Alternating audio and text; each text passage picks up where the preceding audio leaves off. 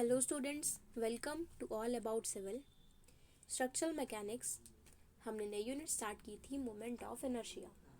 तो moment of inertia का जो बेसिक था वो हमने पढ़ लिया था। मोमेंट ऑफ इनर्शिया क्या होता है, हम उसको मास मोमेंट ऑफ इनर्शिया भी बोल सकते हैं और एंगुलर मास और रोटेशनल इनर्शिया भी हम बोल सकते हैं। किसी भी रिजिड बॉडी के लिए जितना भी टॉर्क नीडेड होता है उसको हम बोलते हैं moment of inertia. Basic term में दिक्कत हो रही होगी तो अभी हम इसको जब हिंदी में देखेंगे तो वो टर्म्स भी क्लियर हो जाएंगी, जैसे टॉर्क या फिर angular acceleration.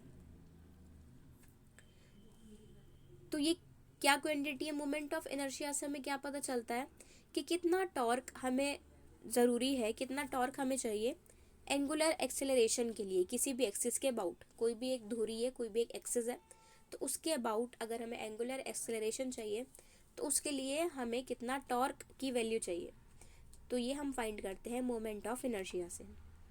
Similarly to how mass determines the force needed for a desired acceleration, और साथ में हम ये भी पता लगा लेते हैं कि कितना डिजायर्ड एक्सेलरेशन है, कितना एक्सेलरेशन हमें चाहिए किसी भी फोर्स के लिए। अब ये किस किस पर डिपेंड करता है, ये डिपेंड करता है bodies mass distribution and the axis chosen. अब कि बॉडी का मास कितना है, जैसे हमने लास्ट लेक्चर में फॉर्मूला देखा था I is equals to M into R square. तो m क्या होता था, बॉडी का मास, जो भी हम डिस्कस कर रहे हैं किसी भी पार्टिकल के बीच में, तो उस पार्टिकल का मास कितना है। और r होता था सेंट्रल एक्सिस से दूरी कितनी है, जिस भी एक्सिस के अबाउट हम फाइंड कर रहे हैं मोमेंट ऑफ इनर्शिया, तो उस एक्सिस से कितना डिस्टेंस है, तो वो डिस्टेंस था r। तो अब ये किस पर डिपेंड कर रहा है, बॉडी के मास पर डिपेंड करता है, और साथ में कितना डिस्टेंस है उस डिस्टेंस पर भी डिपेंड कर रहा है। तो यहाँ से बेसिक डेफिनेशन मिल गई है मोमेंट ऑफ इनर्शिया की और मास मोमेंट ऑफ इनर्शिया की। अब इसके लिए सिंबल्स क्या क्या है, आई से हम रिप्रेजेंट करते हैं मोमेंट ऑफ इनर्शिया को, और इसकी एसआई यूनिट है किलोग्राम मीटर स्क्वायर। और अदर यूनिट्स क्या क्या हो सकती हैं, एलबीएफ फुट सेकेंड स्क्वायर। और कैसे हम इसको डिफाइन कर सकते हैं, I is equals to L upon W, या फिर बिल्कुल सिंपल जो हमने लास्ट लेक्चर में पढ़ा था, I is equals to M into R square, mass of the body into distance from the axis का स्क्वायर। डायमेंशन होती है m इंटू एल स्क्वायर, ये भी हमने कल पढ़ा था m एल स्क्वायर। क्योंकि किसी भी बेसिक चीज़ को डिफाइन करने के लिए हम तीन चीज़ें लेते हैं, मास, लेंथ और टाइम। m को रिप्रेजेंट करते हैं मास, L रिप्रेजेंट कर रहा है लेंथ को, और T रिप्रेजेंट करता है टाइम को। तो इस फॉर्मूला में सिर्फ क्या है, m इंटू आर स्क्वायर। तो m मास की वैल्यू और लेंथ का स्क्वायर हो रहा है, यानी कि L 2 बार है, तो L का हमने स्क्वायर कर दिया, तो इसकी dimension m into L square. अब आप समझोगे मोमेंट ऑफ इनर्शिया का यूज़ क्या है। तो जैसे आपने बहुत बार देखा होगा कि कुछ लोग एक रस्सी बांधते हैं, उस पर चलते हैं बिना किसी सपोर्ट के, तो वो जो चल पाते हैं, बहुत बार हमारे एरिया में, अब तो बहुत कम हो गया, पहले ये तमाशा दिखाने वाले आते थे, तो क्या करते थे, एक रस्सी बांध लेते थे दो डंडों के बीच में, तो उस पर वो चलते थे, और एक स्टिक हाथ में लेके रखते थे, उसके बेसिस पर चल लेते थे। तो ये कैसे होता है, ये मोमेंट ऑफ इनर्शिया की वजह से होता है। मोमेंट ऑफ इनर्शिया को वो बैलेंस कर लेते हैं, तो इसलिए चल पाते हैं। अब ये एक्सटेंसिव प्रॉपर्टी है किसी भी पॉइंट मास के लिए। मोमेंट ऑफ इनर्शिया हम सिंपली कैसे फाइंड कर सकते हैं, मास को मल्टीप्लाई कर देंगे जो डिस्टेंस है उसकी एक्सिस से, सिंपली यहाँ से एक्सिस ऑफ रोटेशन मिल जाएगा।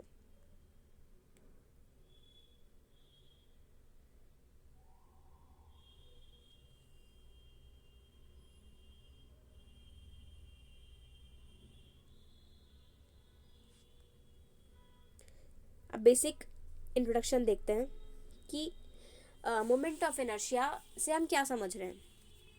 When a body is free to rotate around an axis, torque must be applied to change its angular momentum. अब कोई भी बॉडी रोटेट कर रही है तो उसका कुछ एंगुलर मोमेंटम है, मोमेंटम होता है मास इंटू वेलोसिटी। तो अगर कोई भी बॉडी किसी भी एंगुलर मोमेंटम से घूम रही है, रोटेट कर रही है, तो अगर हमें इसको चेंज करना है तो हमें एक टॉर्क लगाना पड़ेगा। टॉर्क भी एक तरीके की फोर्स होती है, तो हमें टॉर्क लगाना पड़ेगा।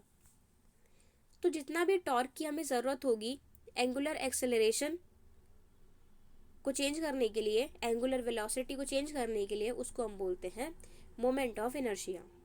अब ये प्रोपोर्शनल होता है, एंगुलर एक्सेलरेशन प्रोपोर्शनल होती है मोमेंट ऑफ इनर्शिया के, यानी कि अगर हम एंगुलर एक्सेलरेशन चेंज करेंगे तो मोमेंट ऑफ इनर्शिया भी चेंज हो रहा है। मोमेंट ऑफ इनर्शिया में be expressed in units of kilogram metre squared. Kilogram metre square में हम इसको रिप्रेजेंट करते हैं in SI units and pound foot second squared in imperial और एसआई यूनिट्स। इन यूनिट्स में हम इसको डिफाइन कर सकते हैं।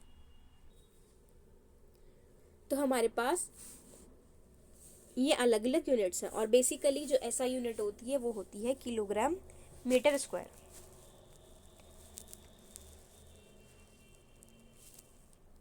तो इतना इंट्रोडक्शन हमारे लिए काफ़ी है, सिर्फ first paragraph.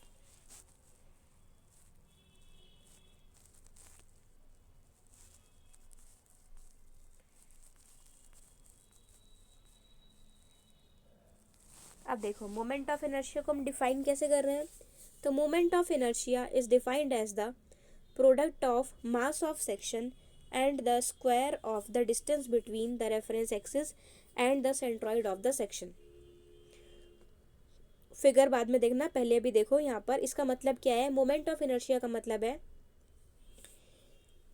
Moment of inertia को हम डिफाइन कर सकते हैं किसी भी सेक्शन का मास को जब हम मल्टीप्लाई कर देंगे, जितना बीच में डिस्टेंस है उसका स्क्वायर, सेंट्रल एक्सिस से किसी बॉडी का जिसका हम फाइंड कर रहे हैं वहाँ तक का डिस्टेंस कितना है, वो हो जाएगा आर।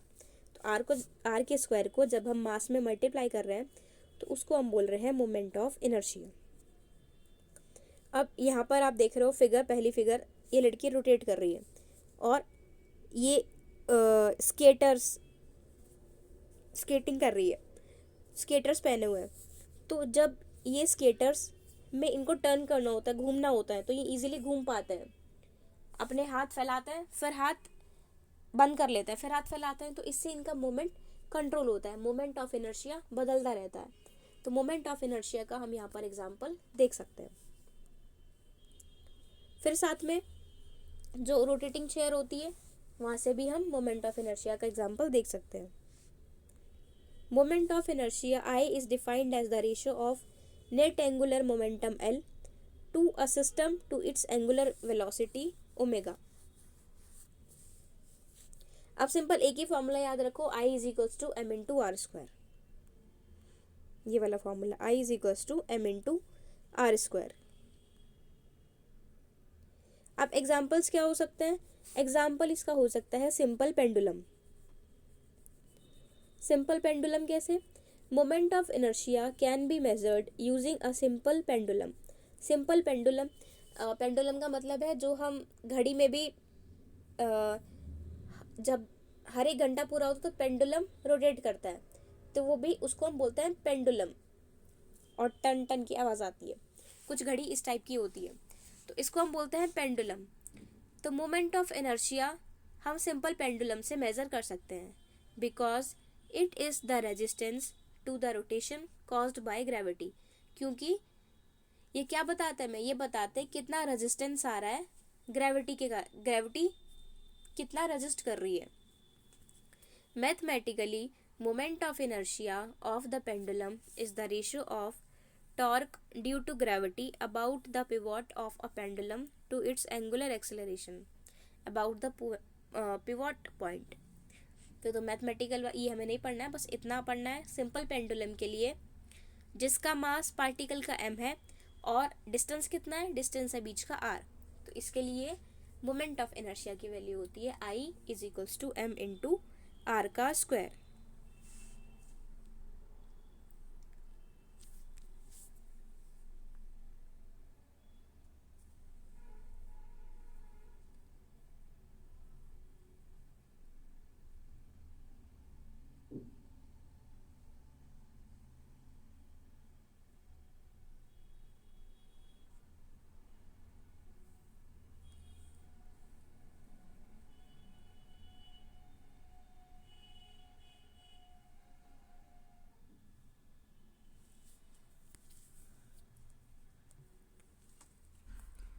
अब हिंदी में देख लेते हैं मोमेंट ऑफ इनर्शिया। जो भी टर्म नहीं क्लियर होगी वो इधर से क्लियर हो जाएगी आप लोग को। तो मोमेंट ऑफ इनर्शिया अन्यथा रूप में जाना जाता है जड़ता की बड़े पैमाने पर बल, कोणीय बड़े पैमाने पर या घूर्णी जड़ता। एक की कठोर शरीर की एक मात्रा है कि निर्धारित करता है टोक एक वांछित के लिए आवश्यक कोणीय त्वरण। एक घूर्णन अक्ष के बारे में कैसे करने के लिए इस तरह की बड़े पैमाने पर निर्धारित करता है बल एक वांछित के लिए आवश्यक त्वरण।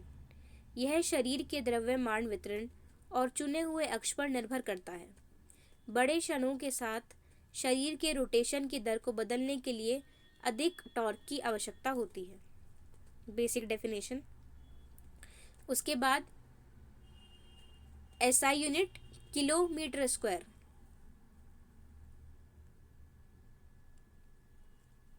अब मोमेंट ऑफ इनर्शिया यह एक व्यापक गुण है। एक बिंदु द्रव्यमान के लिए जड़ता का क्षण बस रोटेशन के अक्ष के लंबवत दूरी का वर्ग है। एक कठोर समग्र प्रणाली की जड़ता का क्षण इसके घटक उपतंत्रों की जड़ता के क्षणों का योग है। एक अक्ष से दूरी के संबंध में इसकी सबसे सरल परिभाषा, तो सबसे सिंपल डेफिनेशन यही है कि मोमेंट इनटू डिस्टेंस का स्क्वायर। एक विमान में घूमने के लिए विवश निकायों के लिए विमान के अक्ष के लंबवत होने के बारे में उनकी जड़ता का केवल क्षण एक स्केलर मूल्य मायने रखता है। अब इंट्रोडक्शन। फर्स्ट जो पैराग्राफ बताया वही इंपॉर्टेंट था, ये सेकंड वाला पैराग्राफ इंपॉर्टेंट यहाँ पर नहीं है। तो परिचय में है, जब एक पिंड किसी अक्ष के चारों ओर घूमने के लिए स्वतंत्र होता है तो इसके कोणीय गति को बदलने के लिए टॉर्क को लगना चाहिए। किसी भी कोणीय त्वरण के कारण होने वाले टॉर्क की मात्रा शरीर की जड़ता के क्षण के लिए अनुपातिक है। शाही या अमेरिकी इकाइयों में किलोग्राम मीटर वर्ग यानी कि किलोमीटर स्क्वायर की एसआई इकाइयों और पाउंड फुट सेकेंड वर्ग LBA fit S square second square में मोमेंट ऑफ इनर्शिया को हम मेजर कर सकते हैं।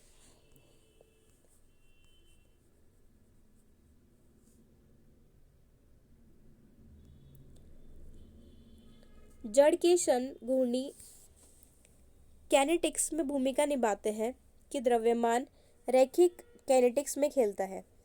दोनों एक शरीर के प्रतिरोध को उसकी गति में परिवर्तन की विशेषता देते हैं। जड़ता का क्षण इस बात पर निर्भर करता है कि रोटेशन के अक्ष के आसपास द्रव्यमान कैसे वितरित किया जाता है और चुने हुए अक्ष के आधार पर अलग अलग होगा। तो बेसिकली फॉर्मूला कैसे आया, ये फॉर्मूले की बात यहाँ पर बताई गई है। I is equals to m into are का स्क्वायर।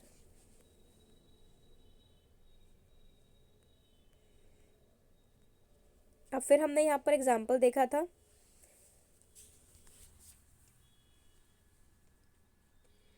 जड़ता के क्षण मोमेंट ऑफ इनर्शिया को खंड के द्रव्यमान के उत्पाद और संदर्भ अक्ष और अनुभाग के केंद्रक के बीच की दूरी के वर्ग के रूप में परिभाषित किया जाता है। जैसे कि स्पिनिंग फिगर स्केटर अपनी बाहों को खींचकर जड़ता के अपने क्षण को कम कर सकते हैं। यानी कि जो भी स्केटर्स होते हैं जब वो परफॉर्मेंस दे रहे होते हैं तो अपने हाथ को फैला के मोमेंट ऑफ इनर्शिया चेंज कर लेते हैं। फिर अगर मोमेंट ऑफ इनर्शिया उनको चेंज करना होता है तो वो अपने हाथ इकट्ठे कर लेते हैं। तो अब मोमेंट ऑफ इनर्शिया कम हो जाता है तो यहाँ से ये काफ़ी तेज रोटेट कर पाते हैं।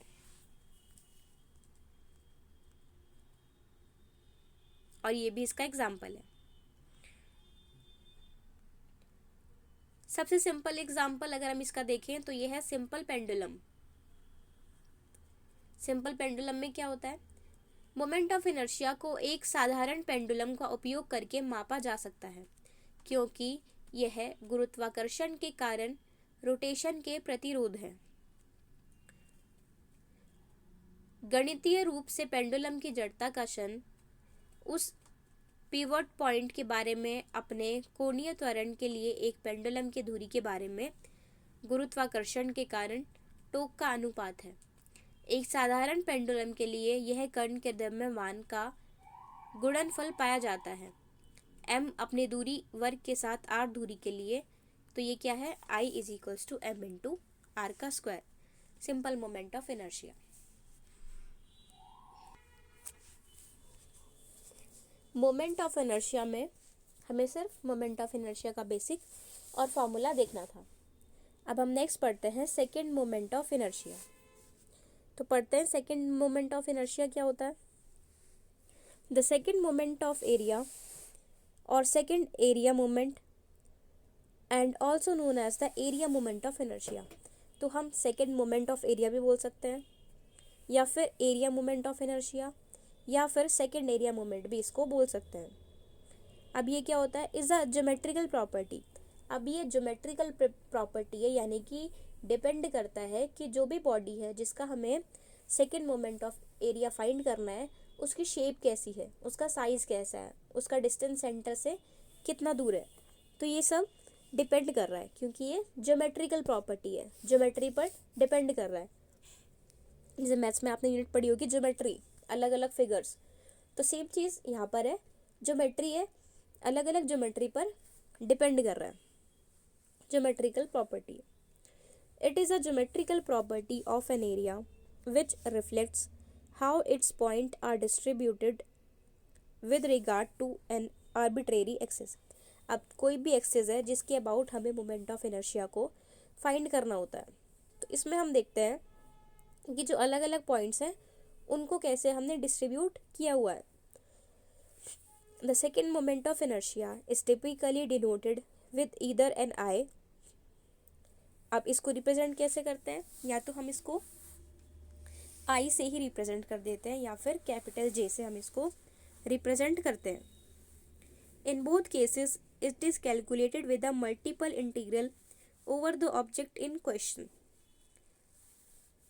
बोथ केसेस में हम इसको किसी केस से भी रिप्रेजेंट कर सकते हैं। Its unit of dimension working with the international system of units is meters to the fourth power. अब लास्ट में हमने यूनिट क्या पढ़ी थी, जब हमने मोमेंट ऑफ इनर्शिया पढ़ा था तो हमने यूनिट पढ़ी थी मीटर सेकेंड स्क्वायर।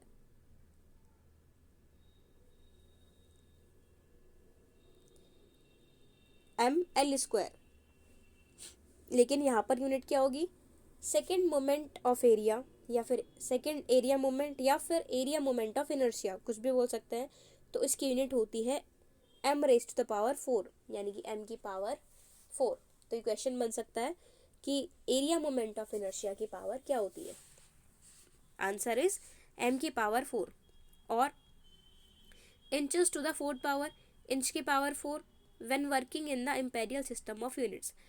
जिस भी हम सिस्टम में बात कर रहे हैं, तो जो भी बेसिक यूनिट है उसकी पावर 4, चाहे तो मीटर स्क्वायर, मीटर की पावर 4, या फिर इंच की power 4। In structural engineering the second moment of inertia of a beam is an important property used in the calculation of beams deflection. तो जब हम स्ट्रक्चर पढ़ेंगे नेक्स्ट सेमेस्टर में, तो वहाँ पर हमें मोमेंट ऑफ इनर्शिया और सेकेंड मोमेंट एरिया की ज़रूरत पड़ेगी, क्योंकि हम वहाँ पर बीम का मोमेंट ऑफ इनर्शिया फाइंड करते हैं, और वहाँ पर ये इम्पॉर्टेंट प्रॉपर्टी है जिससे कि हम बीम का डिफ्लेक्शन फाइंड करते हैं, यानी कि बीम कितना डिफ्लेक्ट होगा, बीम की शेप में कितना चेंज आएगा। इसमें हम स्ट्रेस कैलकुलेट करते हैं और मोमेंट कितना लग रहा है इसके बेसिस पर। In order to maximize the second moment of area, a large fraction of the cross-sectional area of I-beam is located at the maximum possible distance from the centroid of the I-beam cross-section। तो यहाँ से हम I-beam section से find कर सकते हैं। और अगर हम planar second moment of area find कर रहे हैं, तो हम यहाँ से बीम का फाइंड कर सकते हैं रेजिस्टेंस टू बेंडिंग, यानी कि अगर बीम बेंड हो रहा है तो उसमें कितना रेजिस्टेंस डेवलप हो रहा है, कितनी ऐसी फोर्सेस हैं जो कि बीम को बेंड होने से रोक रही है। किसी भी मोमेंट की वजह से या किसी फोर्स की वजह से या किसी भी लोड की वजह से। The polar second moment of area provides insight into a beam's resistance to torsional deflection. अब इससे हम टॉर्शनल डिफ्लेक्शन भी फाइंड कर सकते हैं।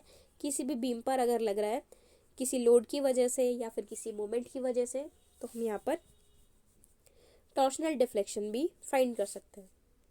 तो बेसिक यहाँ पर हमने पढ़ा है सेकेंड मोमेंट ऑफ एरिया के बारे में।